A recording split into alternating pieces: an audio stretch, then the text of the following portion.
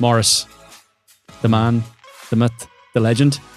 I'm delighted to have you in the podcast. You're a man that I started following a few years ago, probably in the middle of the epidemic and the COVID. And here was a man like myself who was freely speaking his mind and pushing back against the narrative. And I thought, this is a man on my side. And I've been following you ever since. And I admire what you do. You speak your mind. You're not afraid to do so. A lot of what you say is truth. It's harsh truths that people don't like. But people as well also need to pay attention to. And of course, there's many that don't. But it doesn't stop you. You keep persevering, you keep pushing on, and you keep speaking your mind. And it's inspirational. It's needed. And you have the Long Acre brand. And I thought it was quite pivotal that this was the brand name you have, because I know yourself, you've been on quite a journey. And an acre consists of over 4,000 square feet. That's and I was thinking, I wonder what that first foot looked like for you in terms of the start of the journey. Can you bring us back to that? Yeah, well, the first step of my journey was 31st of May, 1994. So I'm turning 30 this May, and the dirty 30s. So yeah, look, I was born into almost a prearranged situation where, you know, my adoption had been organised before my birth.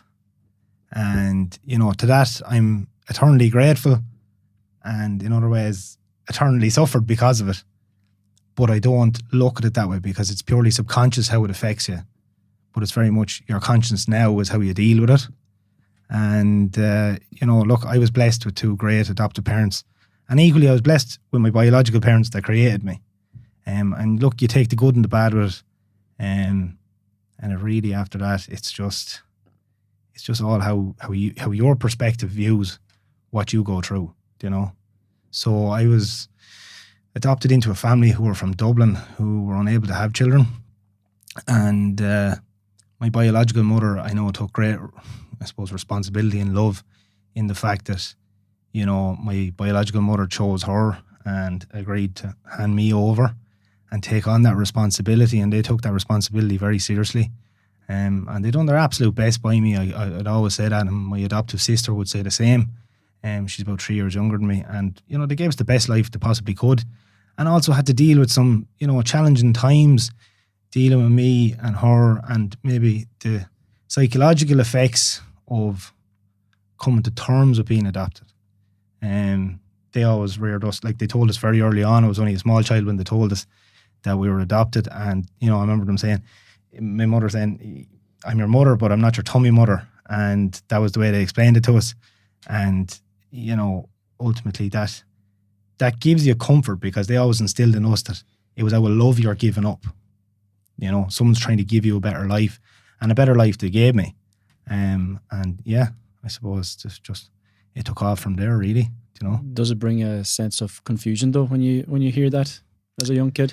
I think, look, as much as people could instill in you that you're giving up our love, I think it's still very hard for a child to come to terms with that, you know, because ultimately you're going to think that you weren't loved, and you're going to think that you weren't wanted, and you're going to, and I suppose it's only as I got older, and I'd honestly say this, it wasn't until I was even in maybe the last kind of 4 or 5 years of my life that I've actually sat at night kind of thinking about different things and how I viewed it. And it's only the more I've educated myself by watching, you know, some of these psychologists online or child psychologists, and they're explaining the child psyche and how the child interprets things. And that has given me, you know, the upper hand in trying to understand myself.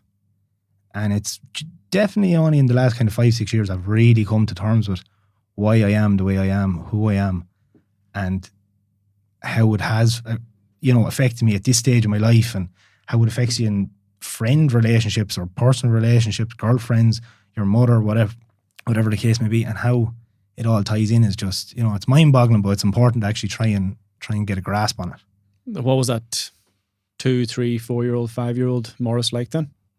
A happy-go-lucky little child, you know. I would say I was always smiling and stuff, and, you know, when I've spoke to my aunties or my uncles, they always said I was a happy little child, and a loving little child too, you know. But I think probably then as you become more conscious I think then I started going back in on myself. Because maybe you'd have something said to you like, I remember, kids could say, well, they're not your parents, or like, that's not really your cousin, and then things can start eating away at you, as I said, subconsciously. I was never that much of a crying child. I don't think so. Like from speaking to my mum and stuff, I was never like, that sort of a sad child, but I was kind of grinning and bearing it probably in a lot of ways too, Were you suppressing the tears though, do you think? Yeah, pushing it down. Yeah, I'd say suppressing a certain amount, and it's only when you would probably watch other kids and their parents or things like that. Certain things would obviously trigger it or whatever. Looking back now, but at the time, obviously, I had no understanding of that because, as I said, my adopted parents gave me all the love you could possibly give.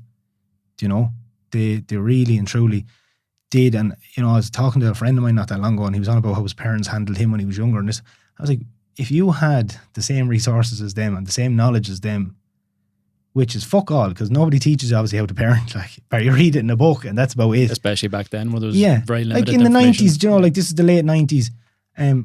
Could they have done any better? Could you do any better of a job? No, you couldn't. And then if you're dealing with a child, like in my case, where it's a slightly different scenario, and you're dealing, like, you don't actually have the tools to deal with that. You might do, but there's two options. It's like, do you slap them, or do you give them the, too lovey-dovey treatment? And I don't think either is good, but a balance of both is great. Like, I'd have no problem saying, like, we got slapped when we were kids. I don't think it was one bit bad. Would I hit my own kids? I don't know.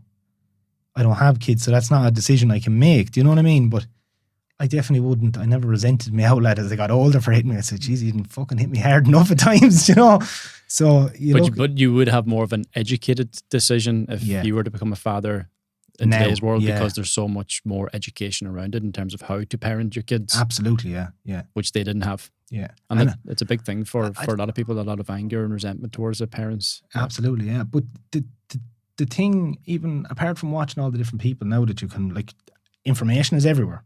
There's an abundance of information. Even from my own upbringing now, I'd look back and there would be warning signs to me as to what's going on. If I had kind of a wild young lad or stuff like that, and maybe how I now feel like I should have been dealt with. Do you know? Yeah, there was times, give him a kick in the arse. It's no harm. But there's other times that maybe, whether he wanted or not, maybe he just needed a hug. Mightn't have been accepting of a hug, but maybe if you hugged him long enough, it would break him down ever so slightly. And I would notice that now, like, only 2 weeks ago, I went to, I think it's a breathwork group. It's a Kundalini kind of healing experience. I don't know, you might have seen, I had it up. Yeah. It's with a lady there called Align with Leanne. And like, very hard for me to break. Extremely hard. Now, that I remember that woman took my hand. You're basically lying there on a yoga mat, and she took my hand, and I just burst out crying, like, because it's that connection. Now, obviously, that lady is kind of clairvoyant in different things, and there's an element of energy involved with that. But like, that child is still in there. Yeah, she's tapping into the depth of who you are, and the depth is perhaps the sad, lonely, confused child. Yeah, you just don't know. But I think as well, as men, we're constantly just pushing it to one side. You're constantly getting stuff and just piling it. And I know even from the last couple of years now, I did a couple of different things go on, and my adoptive father passed and different things. And you're constantly, I'll deal with that later. And you're stacking it there, and it's like a big leaning tower of Pisa coming up beside you. And it's like, what is going to be the pin to burst the bubble? And it's very hard for lads to maybe find a space when it is okay to burst that bubble. And even still, like I seen in that group setting, now there was other women there and stuff, I released a bit, but I couldn't fully. Why not? Probably, I'd say self-shame, isn't it? Would you think that, Gav, with a lot of men, like, it's probably a shame aspect? Yeah, you're ashamed to feel a certain way because of the type of reaction you felt when you did express yourself in a certain way as a child, that it was wrong or bad for you to be angry or to be sad or be happy because you're provoking some underlying difficulties within your parent, and it's an angry response, and the anger response is just signaling to you as a child that you're not loved or you're not wanted when you act in this way. So you become very defensive around your feelings, And so like, you see that with like, I suppose, look, I've seen it with friends of mine and stuff, and you'd see the pain in them, but no more than myself, like, you wouldn't let it out. Do you know? And it's then, where do you start putting all that? You know, like I can say, like sitting here today, I actually feel fine. I have felt fine for years. I've dealt with, we'll say 90% of what bothered me. But I still think there's obviously more left. And it's actually more now at this stage where like all the rest of it was surviving. When I look back, it's like, get over this, push on from this. Whereas now I think it's more of a case I actually have to feel love with myself or be able to express it. Do you know what I mean? It's like a softness is needed now. Whereas up to now it very much was like just fucking grin and bear it. So it's like the lack of love you perhaps felt towards your biological mother has affected the love you have for yourself. Although you got so much love from your adopted mother and your adopted parents, there's some sort of a psyche there of like, yeah, like I'm not saying Jesus, I want everyone to start hugging me because I actually hate being hugged, but that's the problem. Something like, on that too, isn't there? Yeah. This is the issue. Like you know that there's that like awkward social aspect there. Because if you had a girlfriend, you've no problem being intimate with them, or you've no problem. But that's intimacy on a different level. And then you're separating that intimacy. So now you're cutting a knife down the line. You're saying, well, you know, that's love and intimacy. That's sex. Now you have a problem. And it's like, yeah, you can cuddle on the couch, but like if we start talking about feelings, get the fuck away from me. And that's what most lads are doing. I know that. I'm guilty of it myself. I've done it lots of times. Where you're just like, I'm not going down there because I don't want to get upset. And I don't want to be vulnerable in front of you. And then the problem for a lot of lads, when they do actually decide to be vulnerable, it'll get thrown back in their face. With the wrong woman. The wrong woman. Yes. But like it gets thrown back in their face. And you know, oh, you told me about this, that and the other. And that's why you're this, you know, you start getting all these buzzwords thrown at you. And all of a sudden, the grand little thing you had, now you're the big problem. And then we don't have the tools to deal with that either. So you go to this breathwork class. Is this something in you that's longing for a space to freely express yourself? That was literally seen on Instagram, and I was like, I give that a shot. Like, just, I suppose it's something like that. You just, you know. But you're being drawn towards something. Yeah, definitely you were drawn to that. A safe space, just as you mentioned there, your vulnerability could be used against you. But you go to this breathwork class. Yeah. But that was, as I said, that was a one time off, and I suppose you're with a bunch of strangers, and that part makes it easier too, you know. Now I had done some other previous things, kind of holistics and different things, and I find that area very interesting. There's a lot to it. I'm not part of the club who want to go off and do an ayahuasca every weekend. That's not for me. I don't think that's the cure to your issues, but definitely an element of just grounding, meditation, different things like that has massive benefits, especially if you're maybe like myself or yourself, where you're going 90 constantly. You know, like even though I be with the animals and I'm relaxed, your mind is still thinking of what goals, plans, whatever is going on, you know. Do you do any of that then? The grounding, have you taken some breath work with you? Or like I've done different things over the years, but I suppose I kind of lived that in a sense. Because when, I don't know, you've seen videos of me, like I'll be down with my dogs at the pond and stuff, and like you don't need to think of anything down there. True. You're in the freezing cold water. Yeah, exactly. You're in the pond. Everything else goes out the window. Do you know? Your mind can't rest. Like you get in the ocean every day. Wouldn't be quite my cup of tea now. I like to gradually wake up in the morning. That's not mine either. That's why I do it. Yeah, but you look, lots of lads are dealing with that, that, you know, to deal with, as I do say, the brain maggots. Mm-hmm. And I suppose I can say I'm lucky in the last couple of years. I don't suffer with the brain maggots. Interesting. I haven't heard that one before. Yeah, it's like, do you know that noise of just like, it's just noise in your head. Mm. You're thinking of everything. You're thinking of the TV show you watched, what your mother said to you 10 years ago. What did that girlfriend think of me? Why am I this? Why am I that? Did I go? Should I be going to the gym? Should I be eating this? Like it could be any element of your life, but it's all happening at the same time. But it's exposing cracks in your foundation. Yeah, but the only thing is, you see lads that have, like, as I said, like just brain rot or head rot, like they're constantly trying to get that distraction, trying to distract themselves from it. Whereas I had a couple of instances happen to me where I had no choice but to sit there and listen to myself. Go on, give us one. Well, whether it was through injury or whatever, like last year I hurt my back pretty bad. I fell on a lump iron.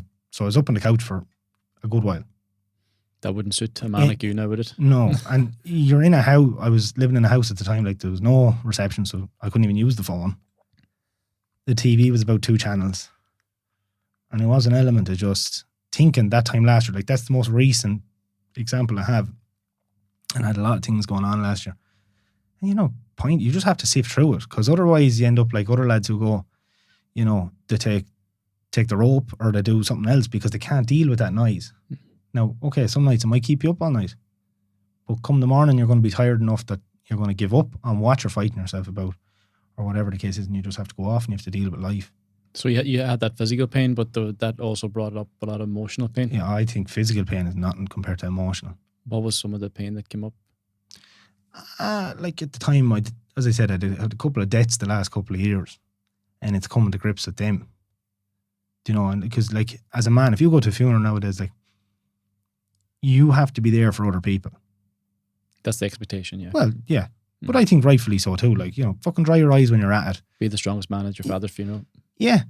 As Jordan Peterson would say, yeah. Yeah, well, like I stood over my father's grave when we put him in the ground, and I actually sang in the graveyard, like, and when you're standing there and everyone's watching you, and like you haven't time to break down. You have to do that for them, as he would do for you in that case, or whatever. And but still, you need to grieve his loss. Yeah. That's the problem. Like I remember driving back from the funeral back to my house, and just having to pull in the side of the road, like, and I mean out nearly puking on the side of the road, in convulsions from just pure emotions of not being able to come to grips and feeling like you were robbed. Because I felt like I was robbed of him. I felt as a family we were robbed of him. Now, really looking at it now, I feel like how grateful we were to know there was a bit of warning, there was different things. Like other people just literally get a phone call, your dad's dead.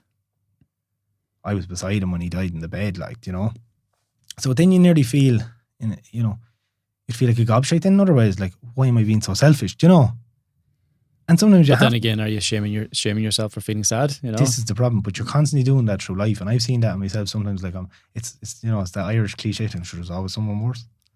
Yeah. So your feelings don't matter. Yeah, but this is what I've found I have done to myself for years. That's the conditioning. Yeah. Yeah, but it is the conditioning of old men. It is that Irish old man mentality. Like, get over yourself. It'll be fine. Whatever. Yeah. Once they stand in the pub and drink 15 pints of Guinness, and that becomes their therapy. That's their therapy, yeah, exactly. Yeah. So have you become better with processing feelings? Is this I would say, a challenge? Yeah, no, I think like, I have a good grasp on it, but I don't think you're not perfect, like. But it's definitely, I don't know, you probably find this, the more stuff you read into, the more stuff you watch, the more stuff you learn, the more problems you find you probably have, whereas ignorance is bliss.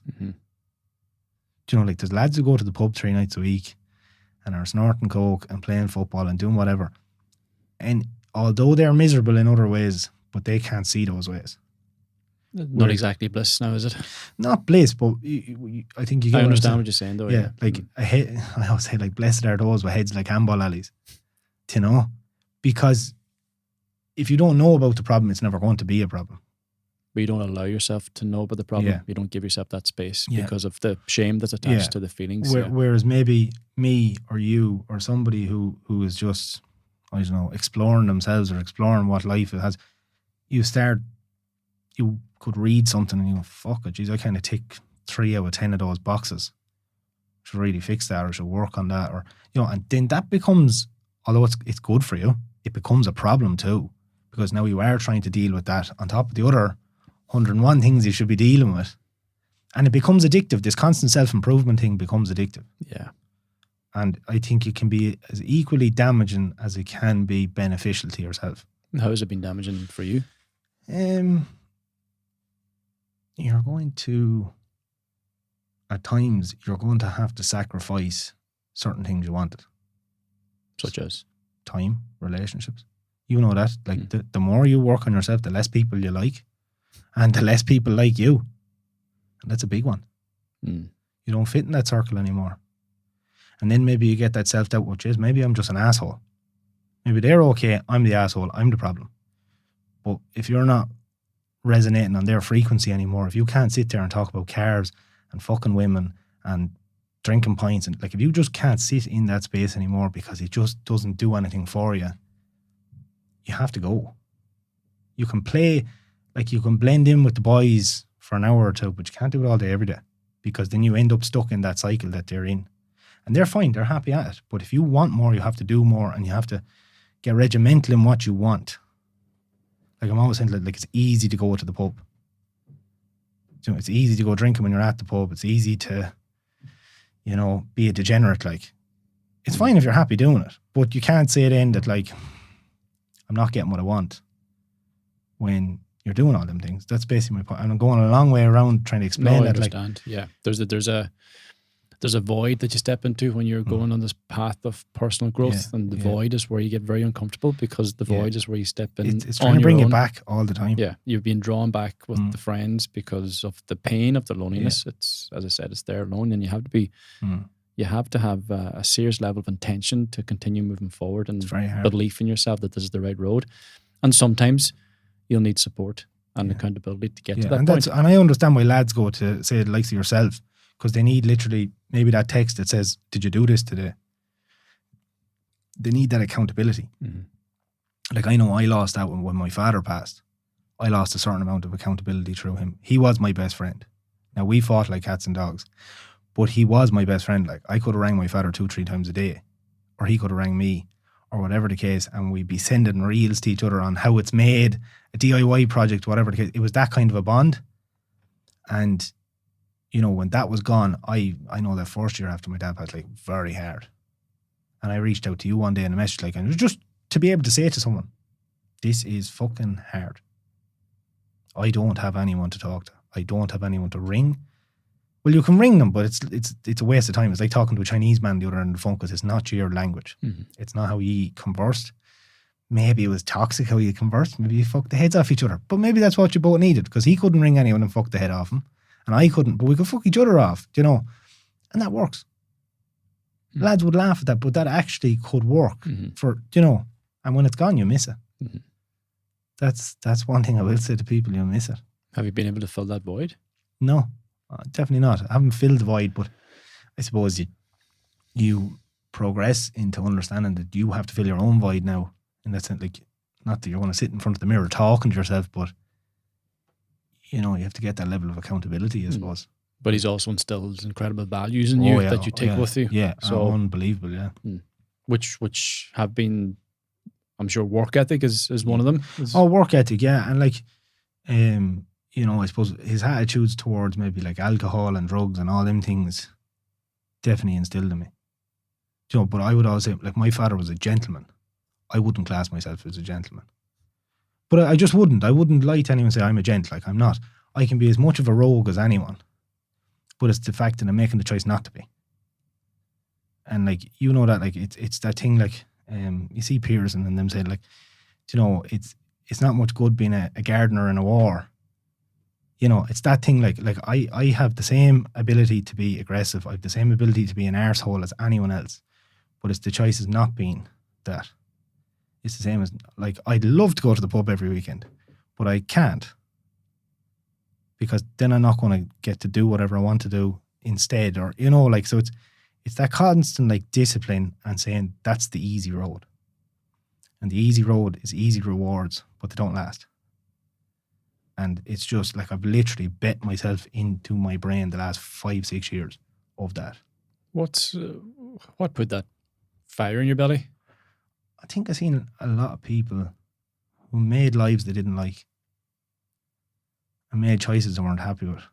Such as you personally as well? Well, me personally, I've made lots of, I would say it's a file of fuck ups behind me, you know? But the biggest thing is, like, I just seen, because I always worked in areas and stuff, like, even construction, you're looking at guys that are maybe 10 years older than you, and they're dealing with divorces, they're broke, they're dealing with things getting repossessed or whatever, you know, and you're just looking at that and you're like, well, what caused it? Well, 9 times out of 10 in Ireland, it's the pub.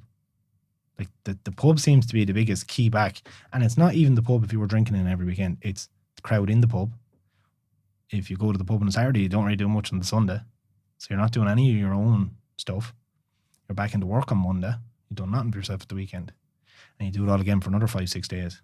And it's that constant. For the next 10, 20 years of your life. more. Yeah, possibly, like, yeah. I want to make this clear. Like, I'm not hating on anyone who drinks. I love fucking drinking.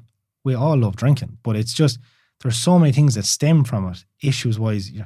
Okay, you mightn't be depressed, but you're not going to be working on top form from it. Do you know? And like, betting comes out of that, cards, whatever the case. Like, just so many things stem from it, and the culture of it. And I suppose that's just why, like, I really just clamp down on myself. But you also have skin in the game when it comes to adversity and difficulties. This is not coming from a man who's just reading this from a book. No, I'm not reading any of this from a book. I know this, but because like, life is constantly. I always say to people, I won't use any of my experiences in life to excuse my behavior, but I will explain my behavior if I can. If it helps me and helps other people, I'll try and explain to people without leaving myself too raw on it.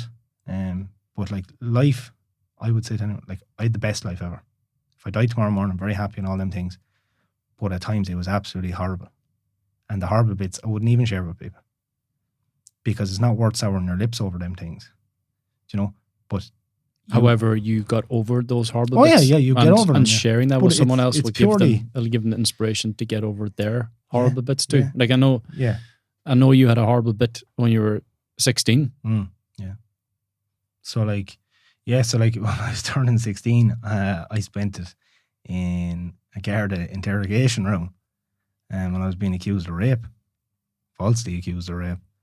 It's classed as like statutory rape because you're under 17 of a minor who was my own age, say. And it was just a case of like they were somebody who probably was having trouble at home and different things, and I ended up kind of being their cry for help or something. I don't know how to word it exactly, but like that fucked me up in the head massively. That's not just a matter of an incorrect accusation. No. Like for men, that is the ultimate accusation. I don't know what the equivalent to an accusation against a woman. If you think of like, if you want to ruin any man's life, that's the ultimate way to do it. Like, I'd take murder over that any day. Wouldn't you? To an extent. And I know, but what I'm saying to you is you've been accused of that in a different sense. Not so much accused of, but you had that situation that just dawned on me there now. But yeah, well, I've been in a similar situation as yourself, but for different reasons. Like when I was 18, I was convicted for dangerous driving causing death, but that was something I did do. Yeah. This wasn't a false accusation. Yeah, no, you were, So, and of course I had to live through the whole process of courts and solicitors and the trauma and the shame and the guilt and the grief of it all, which I didn't do very well for a good decade anyway. Of course. But what I'm trying to say is it's not just a false accusation and then at some point down the road it's, we got this wrong. This has that's with you for life. Very massive ripple effect for many years. Yeah. Because everyone around you is influenced by that. You can look in the news in recent years. Look at any man who's been accused of that stuff. He is wrote off by society because it doesn't matter. You'll see them come out 6 months later, charges have been dropped and whatever. Damage is done. His reputation is scorned. That is it. Now, okay, them guys are big, powerful guys. They have lots of money. In the grand scheme of things, they probably don't really care. Okay? But when you're 16 years of age, you're a young lad, you have your whole life ahead of you, no more than you, your whole life ahead of you, it's like your whole life is over. Because in a sense, it is. And that's what it feels like. And what I was trying to explain there, like, there's no equivalent, I think, of an accusation made against a woman. There's no particular accusation against a woman that ruins her life like that. And I have lots of love for women. I'm not picking at the women, but I just want to, I suppose, say to them in the sense that we don't have that title, that category that we could throw at them that would ruin their life like that. You can call a woman a gold digger. You can call her lots of things, but they don't have the same ring to it as rape. There is nothing that, as I said, is just that final thing like that word to wreck somebody's life. And as I said, I don't have any hate for the person who done that to me then. Like, I understand the bigger picture of what they could have been dealing with in the home and different things, and I don't know what influenced that whole thing coming about. And I spoke about it on a podcast before, like with David Cuddy, and that in itself was groundbreaking for me to be able to say that. And it was a very last minute fuck it moment. I just said it. And like, that was shackles coming off me. Like, I can't explain it. And I said it to him, you know, the months after, the amount of messages I got off lads who maybe been through similar things or different things or whatever. But like I said to David, I was like, that was life changing for me. To be able to say that out in the open. There's a release there, yeah. Yeah, massive. Because although you weren't sent to jail, you can very easily become imprisoned in your own head. Yeah. Which you were. Which I was, yeah. Like, how did that affect your life from 16 onwards? Well, like, what changed? I remember that summer, like I would say, as I kind of said before, like I wasn't suicidal, but I wasn't great. You're very kind of hit and miss, and you know. Was there a lot of unknown about that in terms of that you could actually be accused and go to jail? What like where did it go from being falsely accused? I remember, as I said, so it was the morning of my 16th birthday, so I was pulled out of bed by my father, like literally pulled out of the bed onto the floor, bang, and he goes, "The fucking guards at the door looking for you." And I said, like, there's 5 different reasons why I thought the guards were at the door, but none of them were for what I found out. And he said, "They're accusing you of rape, statutory rape." They said at the door. My father said to me in the bed, and the whole day just progressed that you had to go to school and talk to the year head, the vice principal, the principal. And they were advocating for me. They didn't think I was capable of this. They knew there was certain issues in the house or at the home of that person. And it progressed that you had to get a solicitor and you go to the Garda station and you're with your parents and they don't really believe you. They want to believe you, but do they believe you because you're a mad young lad, right? So you have been in fights and you're drinking and you're doing all these different things that point to like, yeah, he could be capable of this, right? So you're not doing yourself any favours in that sense. And then the guards are treating you like, we know you've done this. And they're trying to intimidate you. And, you know, you have to sit there with a massive amount of shame, you know, because I've let my parents down. Over something you haven't done. You know? Because, like, I remember saying that to the outlet. Like, I wouldn't mind if I bet somebody up or something. Like, I'm getting blamed for something I done, but, like, I haven't done anything here. And, like, that whole summer then, you're dealing with the odd check-in from the guards and different things. And I went back into school the following September to try and do a leaving cert and exited out. It was the same time that Larry Murphy was taken out of jail. And I remember them sticking photos out of the sun all over my school books and stuff. And who was Larry Murphy? Remind me again. He killed, was it 9 or 10 women and raped them. Oh, but he was released from prison at the same time. It was just a bad coincidence. And it was young lads. Like, this is the worst part. When I look back, it's like, I could have been capable of doing the same thing if I was one of the boys. Because we go, sure, that's great crack, and that's funny. Like, fuck him. But it's to having the acknowledgement at least that you know you could be the same asshole given the chance, because you're only young lads. Yeah, just sticking, you'd be the same man sticking up a photo of yeah. And I think when you realise you suffer with the same bad qualities as your peers, it opens your eyes to a lot of things, you know, when you see that we're all capable of being gobshites, you know. But definitely that summer and those years after, and even probably still, there's that element that, like, you feel like society could just ruin your life in a second. You know, and I'm not going to say that I had any hatred towards women after it or girls or anything, but I think that probably there is something underlying there between, you know, that and your mother, and like there's definitely like that female wound or something. I don't have a word for it. Yeah. So there's a wound or there's a hurt towards women because they can potentially turn around and cause pain in your life. Yeah. As I said, I don't have a word for it. I wouldn't sit there and say, oh, I don't like, you know, like I hate women or they're all psycho. Like, I'm not one of those people that would say all that. That's not my thing. Problems with me, like, I know that. But it's the main thing to acknowledge that, like, sometimes if I don't trust somebody, I know it's because of all that is the reason. And I would be someone, I don't trust anyone. But unfortunately, life has taught me not to. And it's to find that vulnerability to trust someone in the future is really what I suppose I'd be seeking. But it's also to be able to trust yourself, because whatever's come at you, you've overcome it. Yeah. Despite the despite the pain that was caused, you survived it. You know, you're stronger and more capable. But see, that's the thing. Like that was never closed or nothing. It's just kind of left off. So there's no false accusation, and did the guards come to you one day at the door and said, actually, you know what, no, we got this wrong? Yeah, that's basically what happened in the September after. So about 4 months after, 4 or 5 months after. 4 months. Yeah. That's You're talking it's a long time to talking linger. May to September, yeah. Yeah, it's a long time for people to fucking start talking and spread Well, there was rumors. lots of just some amount of rows now during it. Because you were targeted as well. Yeah, I was targeted by other young lads in our area and different things, and had a couple of good tear-ups actually from it. Yeah. But you on your own Yeah. versus several others. Yeah. Because it can be just, you know yourself, it can be just jeering outside a shop or something like that, and you were only going in and a bit of shoving and pushing, and look, like most altercations, they don't really ever last more than 30 seconds or a minute, and just get in the hardest dig you can on the cunt and knock him. Do you know? And I think like that's good for you too. Like, look, that I suppose I don't have any pride in saying that kind of stuff, but I'm not ashamed of any of it. Well, you had either. to stand up for yourself too, Yeah, didn't you? yeah. But I get the sense that it was a very lonely period for you in your life. Yeah, very lonely. Like the whole world is fucking against me here. Because here's the thing, like none of my family knew. Do you know what I mean? Like my cousins didn't know. We're trying to make sure your nanny doesn't find out.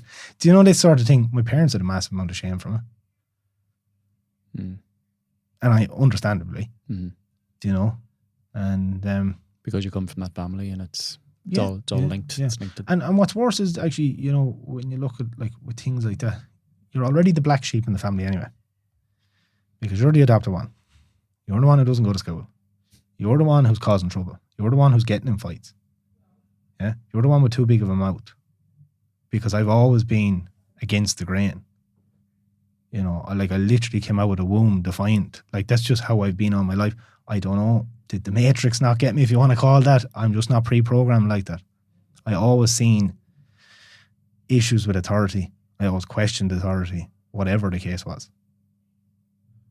So now you really have the magnifying glasses on you. Now you've done this on top of all the rest of the stuff you've done. And it's coming from authority. It's coming from it's coming from a guard, like guards and solicitors and whoever else is in there. But then it's also, as you mentioned, you're not somebody that was a big school goer. You prefer to go out working and do all that, which again I admire because I can see traits of that in my own son Mason. And you probably see a lot of videos of him. I see him. He's got the He's hammer and loving nails it. and He's the loving saw it, and the wood. So I'm thinking this man's fucking wasted in school, but that's another topic. But what you have or what you had and what you still have today, it stood for you as the man you've become, and you didn't allow yourself to be filtered into this society where you're sitting down in an office just pushing buttons every day, and completely compromising your own values and your own and you see in needs and wants. In school as well, like especially if you're trouble in school, first thing they want to do is medicate you. There's not enough talk about that now. I still think that was very early on. Like it's very prevalent now, obviously, because every kid has ADHD now. Every kid is autistic. Every kid has Asperger's. Every kid. And what is the one solution for them all? Tablets. There's no addressing issues. There's no working to a child's advantage. It's judging a goldfish's ability on its ability to fucking climb a tree. Like, if you were in school today, you'd be classed as. I'd be. If you wanted to know all my titles: dyslexic, dyspraxic, dyscalculia, touch Asperger's. How do you pronounce it? Asperger's. Yeah, ADHD. You name it. But like, if you look, you were given all these labels. But if you look at me as a man today, you'd say he's a bit of a tick whore, but that's about. Do you know, like, they could ruin a child's life very quickly, and labels. Yeah. I think this is what has happened, especially in the last 15 years. They have ruined people's lives by telling children they're stuck in that box. These are your limitations. That's your maximum. This is your minimum, right? You won't excel because of all these things. And I see it now through different industries I've worked in and working in your under, like the apprentice or just the day labourer or the guy who comes from school who's 16. And he's such little belief in himself. Some of them. And they're getting sent to us anyway because they're probably not the brains of the operation in school, right? They're like, sure, send them off at that there. But they're not the brains in school, but they have other great qualities. Yeah, like, they could have other, as you did. You know, you weren't. But you see, like, I see you could say something to them like, oh, sure, I can't do that, I'm dyslexic. And I turn around and go, I'm fucking dyslexic too. There's no excuses in life, like. It's a fashion, it's a trend. But it is their excuse. It's ultimately their excuse. You hear everyone, oh, sure, I can't do that, I'm ADHD or I'm on tablets or I seen lads I went to school with whose parents probably were more forceful than mine. Although my parents were forceful, but you just couldn't do anything with me. I was a lot bigger than my old lad, so like a wrestling match wasn't going to occur. Like, do you know? Yeah. But I just put the foot down. Like, I'm not taking medication. That the medication was almost. I was being forced. Was presented. Or was being forced. Yeah, it by was being forced. School, by the teacher. I don't know. Would it be the education system? If you miss so many days of school, like, you got a world of trouble on your plate. Like, and the answer was medication. You actually were presented with medication. Yeah, and that would have completely numbed you. It makes them into zombies. Yeah, and I've seen those lads since, and they never excelled because.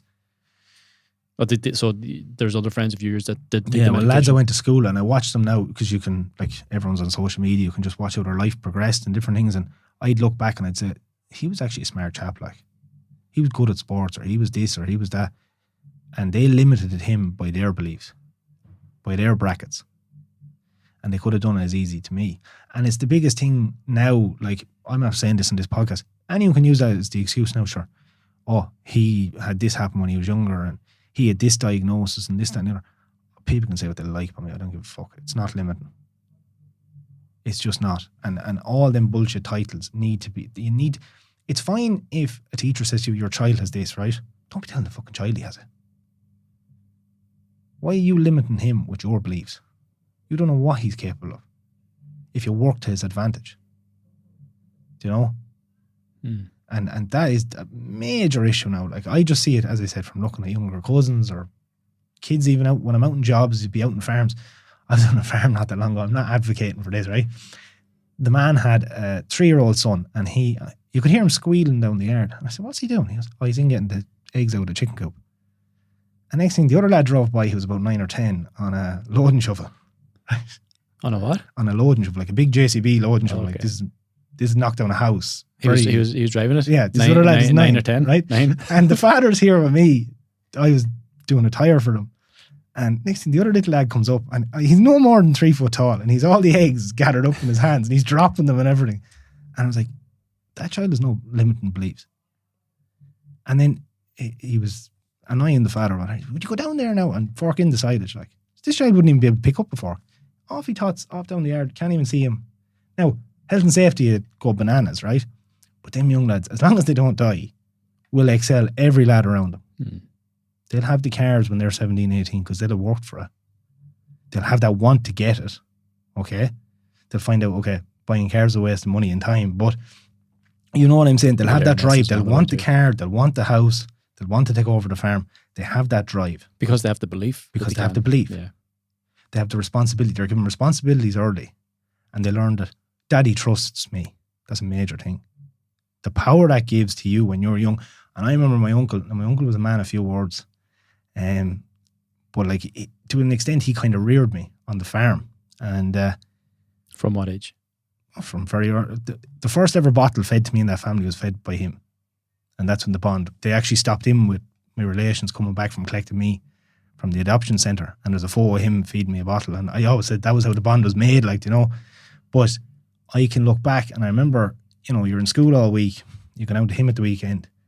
And he said, what's wrong with you? You were in trouble this week or you done whatever. And I go, sure, that fucking teacher and this and fuck them. What do they know? Can't you drive a tractor? Yeah. Can't you do this? Yeah.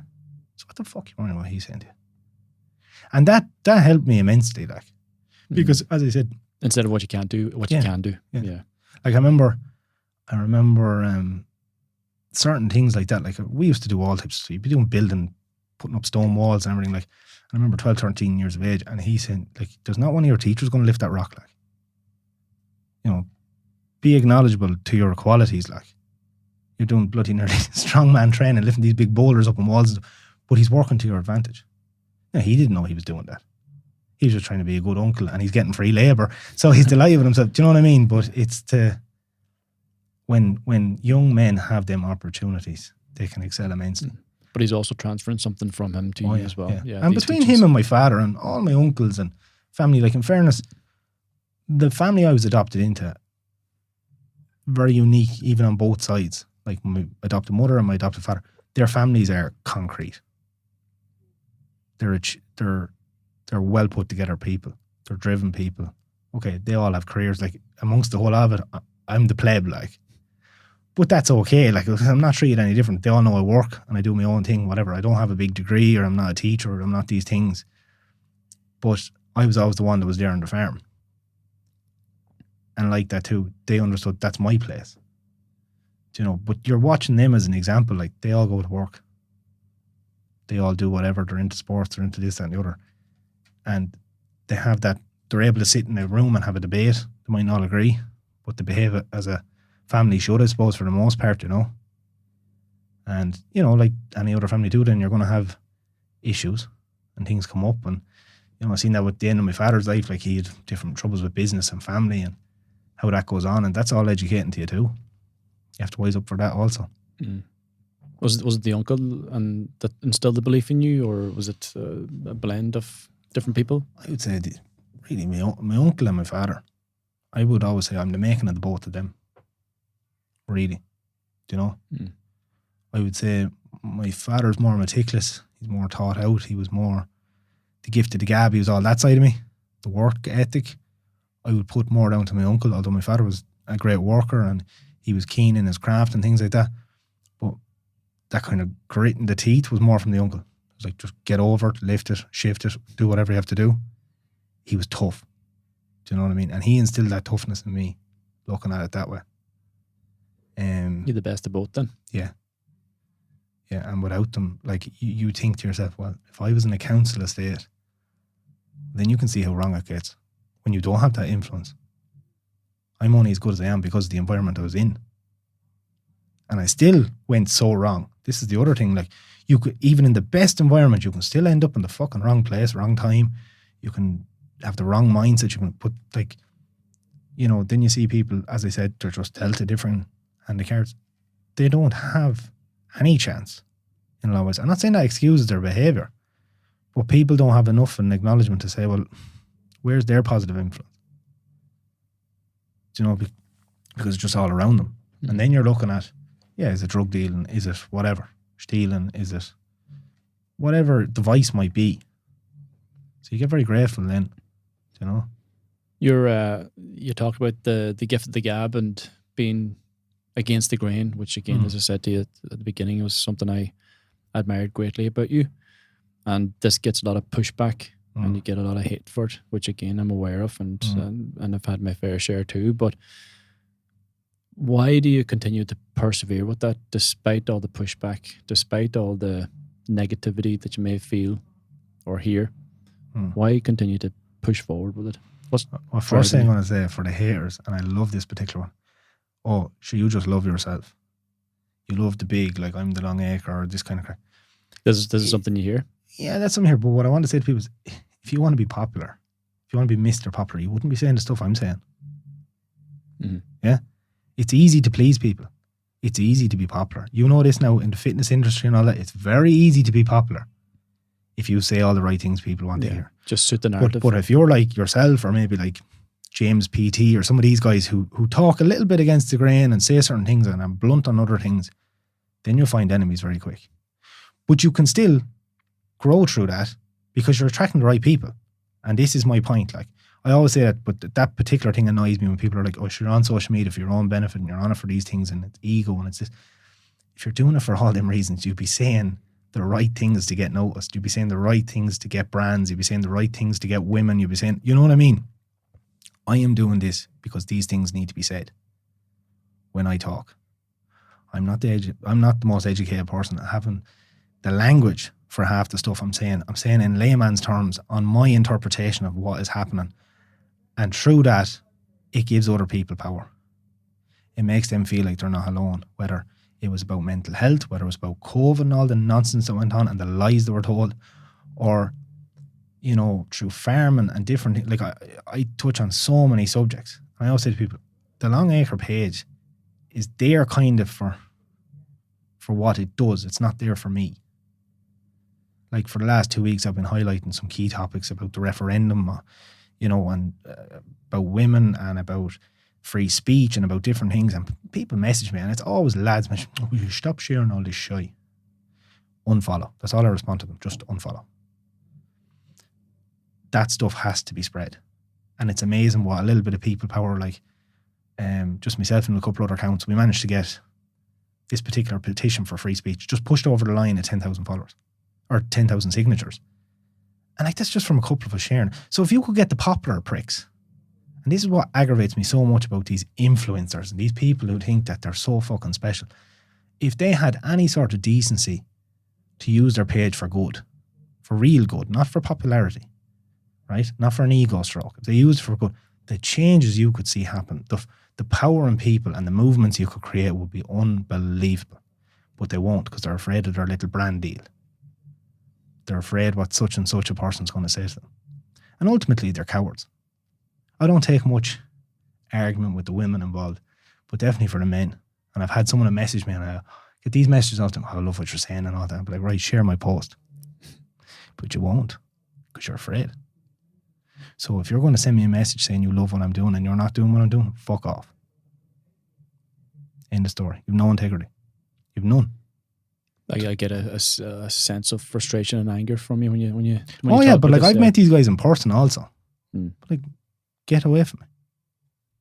If you're not going to honour that, fuck off. And there's so many of them. And you know, like, you can pick them. They're everywhere. But they are now the modern media. Like, they're the modern telecaster. They're the broadcaster. Because nobody watches RTE. So it's coming through their agencies on what the narratives they want pushed. You see when there's a massive agenda or an incident that happens in a country, in Ireland, all the influencers go the one way.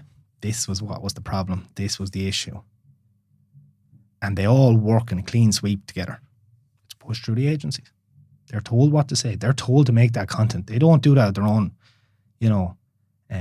initiative. Mm-hmm.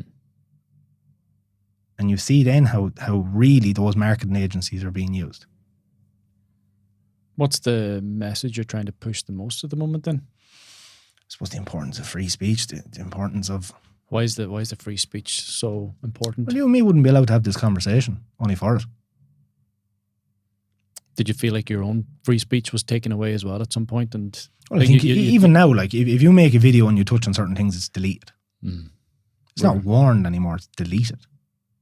I had one particular video that went viral. I've only ever went viral once, and it has millions and millions, like I think somewhere of upwards of nearly 50 million between all the different shares I got off other people who stole it off me, right? Which I don't care. The message got out there. That's the main thing. Which was what? There's a video of me flipping a wheelbarrow and discussing the likes of illegal migration and to do about the warnings online, that a warning only comes on when it's the truth. But if it is, somebody who is promoting the sexualization of children, they won't have a warning under their label. Yeah, it's okay to influence young kids to make irreversible decisions on their bodies, but it's not okay for me to say that the government are a pack of beepity beep. Mm. I think I remember that video, yeah. Mm. That one got a massive pull. You were flipping a wheelbarrow whilst talking? Or? Yeah. Like that was just the one that just really went ever. But as I said, everyone robbed the video of it. I didn't benefit financially or anything from it, but I don't care because the message got out there. And just on a side note, like that's another psychological thing you have to come to terms with when you're doing stuff online. It's like, if you were to say to a boy who, when he was 10 or 11, that millions of people would watch you and actually care what you had to say, it's a mind-blowing thing. I don't know, do you get what I mean by that? But like I remember that particular week, I was like, that he matters, is it? Or yeah, not that you his matter. His opinion matters, or his voice matters. Maybe that you can make a difference. Yeah. Not that so much I matter. I wouldn't really have the opinion. Which is something you wished you would have heard when you were 10 or 11 years old, or? Well, I suppose when you're being told you have all these issues and that you can't do things or you can't make a difference, or whatever. You were being heard the opposite nearly. Yeah. From certain people. Yeah, but then when you realise that, you can make, as I said, little differences. Like as I said, those millions of people, they don't watch that for the sake of it, especially when it's stuff they don't like hearing. So it's good to know that there's a good community of people out there who are wide awake, like, and who do support you. Whether your own people do or not, it's a different thing. But maybe, one eye open. Maybe perhaps, and but a lot of them, they can hear the message, but they're not willing to initiate the action. Yeah. But that's a lot of it, and a lot of it to do with men in particular nowadays. Like, they're all just quiet side boys. They won't stand up and say anything for any cause. They have been distracted between, as you were saying, between porn and vaping and energy drinks and cocaine and whatever. They are just in a blinkered view. They don't care what goes on in the world around them. It doesn't affect me. It doesn't whatever. And they're just living in their little Peter Pan bubbles. I don't know, would you agree with that statement or not? Yeah. But again, it's society that compounds us with these comforts and distractions. It comes at us, and it provokes the vulnerabilities within these individuals, within these men, because these are things that have incredible dopamine hits, and the dopamine is addictive, and then you become addictive, and then the addiction becomes a distraction, and then that distraction just keeps you again in that Peter Pan syndrome. But it was funny, the second part of the wheelbarrow video, part 2, and I touched on, I was like, all you guys there now sitting at home with your lad in your hand and you're sucking on the vape and watching porn, you don't care what's going to happen to your country. And that one got such a reaction back. You had all these guys with avatars in their profile pictures writing in the comments, and they're bang, bang, bang, bang, bang. It's always the avatars. Oh yeah. Oh, there's nobody with their real face coming at lads like myself or yourself. There's not really, like, you don't get that. Do you know? But it's because they know themselves they're a degenerate, like. Well, they're provoked because you've poked an underlying truth that they're unwilling to accept. But they know that, like, as I said, like, the Peter Pan lifestyle is not the one they were reared to be. It's one maybe they've created for themselves, but it's not how their grandfather would have said you should be. Do you know? And then they'll tell you that times have changed. Yeah. Bullshit. I stopped for a coffee before I came here in McDonald's there over the road. And it's like school children's time or whatever. So the amount of grandparents in there with their grandchildren, it's just like, they were the best days.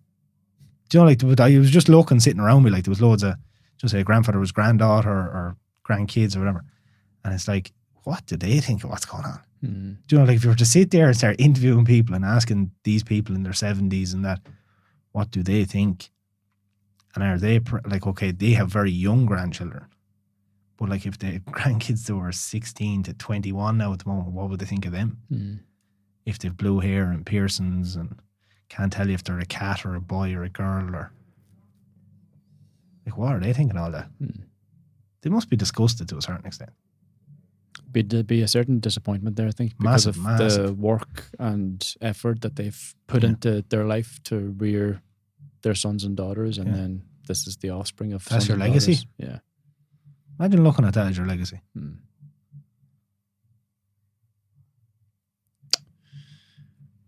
Where are you at now in terms of Life? Of life, yeah. Of living the nightmare, chasing the dream. Living the nightmare. I like that. So in terms of, you talked about that, like, accusation when you were 16 and how you struggled to trust people, perhaps especially women. Yeah. Where does that leave you now in terms of relationships in your life with women? I only ever had one, I suppose, key relationship. Like, I was with somebody for 7.5 years roughly, and that ended through a number of different things. And it's a long relationship. Yeah.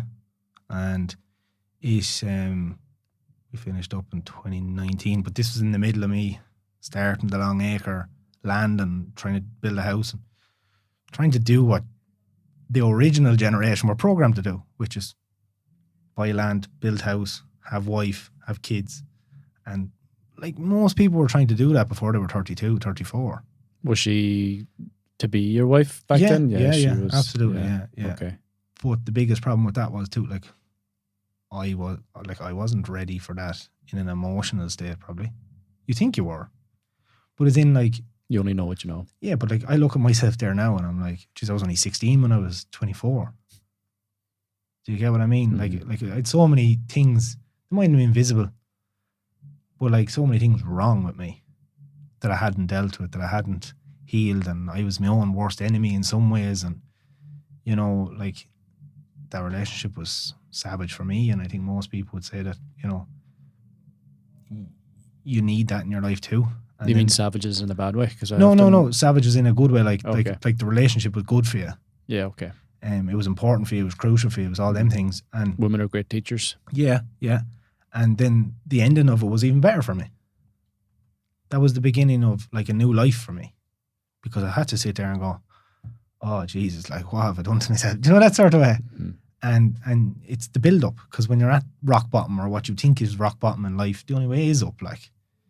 And then, you know, you get regimental, like, and it was kind of actually around that time, like I really was like, right, I'm not going to drink for 6 months, because I'm not going to find any answers in the pub. All I'm going to find there is problems. So I remember I went off. I said, for 6 months, I'm not going to drink. I went clean eating. I was training, you know, CrossFit pretty regularly, and I was in the process of doing a lot of work at the weekends up on my land and different things like that. And I suppose I was very focused that way. I had the Long Acre page at the time, but it was only like I was taking photos and that was it. And watched an incredible amount of probably Jordan Peterson and other people at the time. And, you know, that was just looking on YouTube, and it was just kind of to find some path of self-development or betterment, and done a bit of counselling and different things. And, you know, it was a mismatch of everything, what helped me get back on my feet, maybe on an emotional level. Mm-hmm. And that brings you to, you know, where you are today. And I've kind of dated a couple of people since, but nothing quite clicked right. And that's none of their fault. Like, this is a Long Acre quote if anyone wants to steal it, but we're all jigsaw pieces. Sometimes the pieces fit, but the pictures don't match up. And that's the way I view it. Like, and especially in this day and age, like, it's just, you're going to find 100 people that might seem the right match for you, because you've such an accessibility to find people now. Do you know, like, you could find somebody who seems like your soulmate in America, Australia, if you look hard enough. But then when it really comes down to key things, value is a major thing for me, but you have to feel a connection. Mm-hmm. And it's hard. And I've spoke about this with some lads lately. It's like, can you not find the connection, or are you not capable of connection? Are you resisting it in some way? Yeah. So like I know, if I looked back in the last couple of years, like, I've been on lots of dates, no problems. Like, I went on lots of dates and coffee dates, and you meet people, because you don't know until you actually meet someone in person. I'm not into this chatting. I don't do Tinder or any of them things. Anyone who I have spoken to, I found throughout the Long Acre page and stuff, because women contact me in different things, and you give people the benefit of the doubt, and like, I'll touch on certain key things early on in the chat, and if you don't match up to them things, there's no point us wasting each other's time. Mm-hmm. But as I said, when you meet them in person, then there has to be some connection there. Mm-hmm. If there's a bit of a connection, then you can pursue it, and you might find out 6 months down the road it doesn't work. But then, because of other circumstances in your life, did you let go of a good one? Do you know? Mm. Like, maybe I missed one in the last couple of years. But is your resistance to connection down to your lack of trust, or the difficulty for you to trust? You could sit there and you say, well, is it trust? Is it because of what happened when you were born? Is it because of what happened when you were 16? Is it because of the previous relationship? Can you not love again? Like, I know that bothered me for a long time. I was like, am I over her? Am I not over her? And like, you can have a complex of those things, you know, because like that, it's such a long amount of time. Mm. And, you know, like, I was talking to even somebody there last year, and they were like, I don't mind that we finished up. He was saying about their partner, and he was like, I don't mind that we finished up. Don't mind any of that. It's all grand now. Everything's good. He was like, I was there with them. I done this with them. He's like, 10 years of my life, my only stories involved them. And he was like, that's annoying. Mm. He's like, because you can't nearly tell a story because they were in it, like, do you know? And I thought that was an interesting analogy when he said that, like. But moving forward, I think I'm going to go on the belief what everyone says, you just know when you know. And you also now have the freedom to live your own story, and then choose who you bring in. Yeah. But then I think the whole online sphere then makes it worse. If I could change anything, I would go back and say I would rather I had somebody concrete or permanent partner before I ever done anything online. Because now you deal with the aspect, do they like me or do they like the idea of me? Mm. Okay? And like... But again, is that another resistance that you've up there? Is that an unnecessary Oh, barrier? Yeah, I think it is, definitely.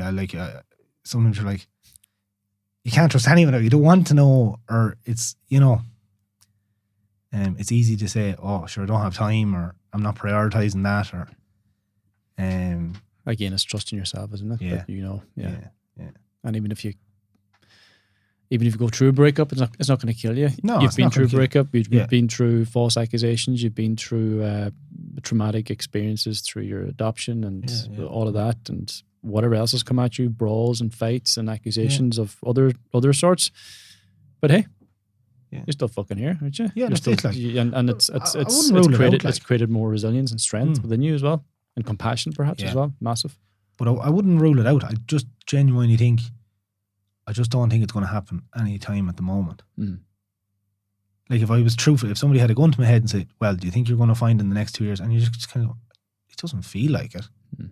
I feel like I have too much else to do to myself or my life or what I'm trying to, I don't even know my purpose in life, but I feel that I'm starting to realise it more and more by the stuff I do online and talking to people or whatever the case may be. I feel like I'm kind of following a laid out path to an extent.